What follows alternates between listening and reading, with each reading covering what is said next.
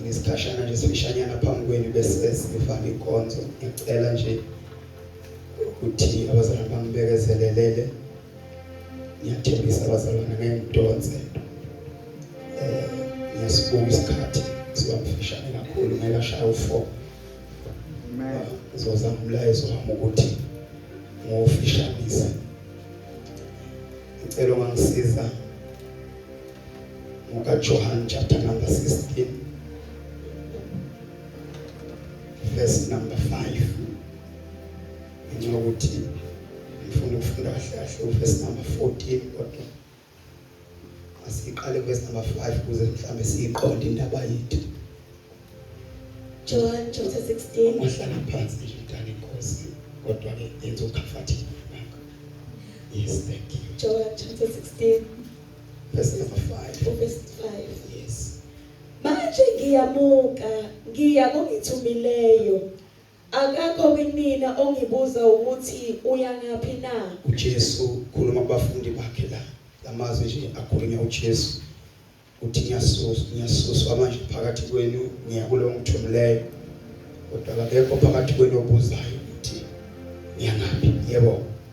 Kepha ngokuba ngikhulume lokho kini, inhliziyo yenu igcwele usizi. Ngakhuluma lokho ngitshela ukuthi ukhona la ngiyakhona chapter 14.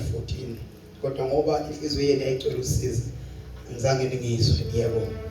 Kodwa mina nginitshela iqiniso lokuthi unilungele ukuba ngibuke, ngokuba uma ngingabuki umduduzi kayikuza kini. Kepha uma ngibuka ngiyakumthumela kini.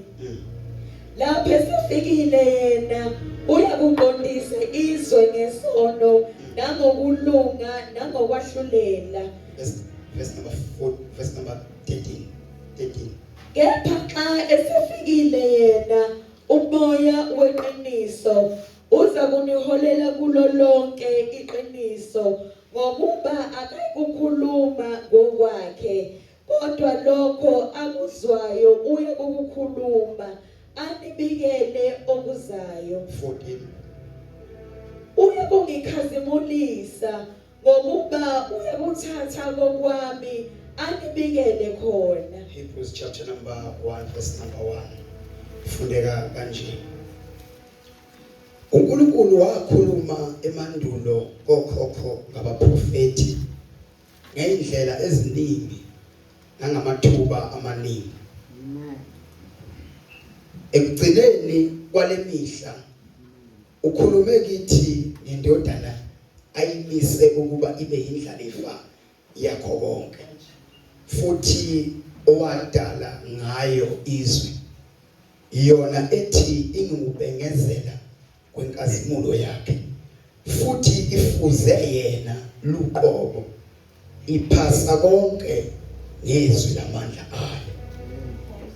Ithe seyenzile ukuhlanzwa kwezono, yahlala ngakwesokunene somkhulu kweliphezulu, seyaba nkulu kuneyingelosi, njengokuba igama eliyifa layo likhulu kunelazo ingelosi. Amen. Nkosi ayibusise ukufunda kwezwi lawo manje naphakade. Amen. Ekseni bazalwane ngifisa ukuba sibukisane nalizwi lenkosi. Sizoyiqala kule ncwadi esigcine ngayo.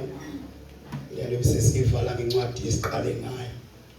Kubandlela la usibhalela amaHebheru futhi isikwanyana silandisa into ethi emandulo uNkulunkulu ma ekhuluma kubantu wakhuluma kokhokho bethu ngabaprofeti, right? So uNkulunkulu wakhuluma kokhokho esebenzisa abaprofeti. Amen. Nangeindlela eziningi izama ukuziveza ukuthi umbali kubantu. Phinde kubazalwane. Amen. uNkulunkulu endulo ukhulume kaningi nabaprofeti, ekhuluma kokhokho bethu nangendlela eziningi, dube ezama ukuzichaza nokuziveza ukuthi ungubani. Bese ke iBhayibheli elikhulu ke kwenza bese lithi ke kulezi insuku zamanje, insuku zokugcina, uNkulunkulu kithi ukhulume ngendodana yakhe. Then ithi sesingathandazake. Verse number 2, ekugcineni kwale mihla ukhulume kithi ngendodana ayimisa ukuba ibe yindlalifa yakho konke, futhi owadala ngayo izwe, wasekela umhlaba ngamandla ezwi layo. Shumayele ke manje ngidube ngoba sikusile bhuti, ngiseza ukulanda imlando, abafundisi bayilandile imlando. Now ke ngifisa bazalwane bami ukumemezela ke ekseni into ethi uNkulunkulu njengoba akhulume emandulo kwenza eveza abaprofeti, ngoba Old Testament abantu uNkulunkulu ayekhuluma ngabo ebasebenzisa akabanikezanga umlayezo opheleleyo, kodwa wabanikeza ingxenye womlayezo, kodwa umlayezo abanika wona wawungaphelele, ngoba ngesikhathi seTestament ekudala uJesu wayengavelile kubantu, kodwa wayevela ngezithunzi ezithile, kodwa lezi zinto zazikhomba yena efihlakele. Ngiyakholwa ukuthi bazalwane siyazi sonke ukuthi abafundile bayazi noma bathi i-Old Testament ibe yisithunzi seTestament elisha. Kusho ukuthi uJesu ubekhona kwiTestament elidala kodwa efihlakele. Kusho ukuthi iTestament elidala linguJesu efihlakele, kodwa masibuka iTestament elisha siliveza uJesu esabulelekile kubantu. My God, help me Lord. Amanye amazwi ulofunda kahle iBhayibheli uzothola iBhayibheli ukwakhiwa komkhumbi wakhiwa uNoah. Lo mkhumbi wawumveza uJesu, kodwa umveza esimeni somkhumbi sogogo. Uthi uNkulunkulu uzawukhanda lo mkhumbi, kodwa lapha ehlabathini uyawuvula umnyango kumama, bese kuthi kulo mnyango osehlabathini lomkhumbi wonke umuntu, zonke ilwane, yonke into ezongena ngalo mnyango womkhumbi oyuhlangothi uyakusinda hila kuzamcolo. Akekho umuntu ozoba kulo mkhumbi ebese experience kuzamcolo nokufa. Akukho ukufa kwabangena kulo mkhumbi. Awubhekele iBhayibheli wafika uzamcolo ngoba sengazuthi isimo semvula esijwayelekileyo. Zabali insuku eziyisikhombisa yaphela inyanga, waphela uThumanzi, kwasho ukuthi lo zamcolo wawumenyezelwe, kwathiwa abantu bayosinda kulo zamcolo ozayo. Abantu ababanjwa isandla sikaNoah bangena ngohlangothi lomkhumbi. Ithi iBhayibheli ngesikhathi amanzi ebulala abantu, kodwa umkhumbi kaNoah waphakamela ey'ntabeni, kodwa abantu bekhala isimoya ngaye. Umkhumbi waphakamela ey'ntabeni, kodwa abantu bekhala isililo, kodwa umkhumbi waphakama. Wamasimo bonke abantu bayofa, kodwa abantu abayosinda, abantu abavumile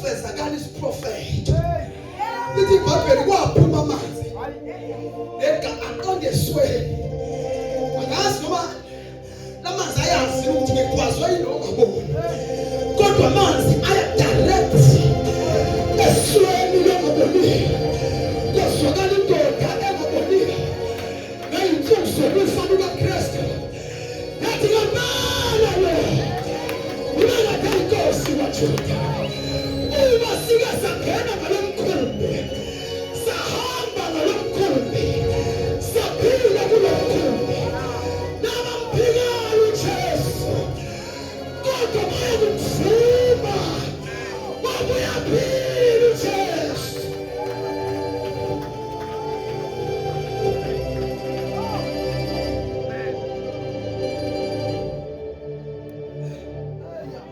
that's number 2 uNkulunkulu khulume ko-Abraham nakhumbula uthatha umfana balo mzalwane Isaka unyuka kuyiwe entabeni wayecommunicate uNkulunkulu wayekhuluma uNkulunkulu wayekhuluma Watu adlamini. nayamnikela kwangesiwo nje umnikelo ukuthi uAbraham uyonikela kwakuyi-communication likhuluma izulu ukuthi kukhona ozayo and lozayo uyobezelwe yedwa kunini and lozayo uyoba ngumhlatshelo kubantu and lozayo uyolenga esihlahleni and lozayo uyona ohlaza isono zabantu and lozayo uyisefambiso and lozayo uyonikelwa eyedwa engekho munye communicate ebantwini Ora sengishumayelisa. Ade ngikulindile. Emando, number 3 kwa communicate ehlalo ngoMose. Behluwa zinyoka.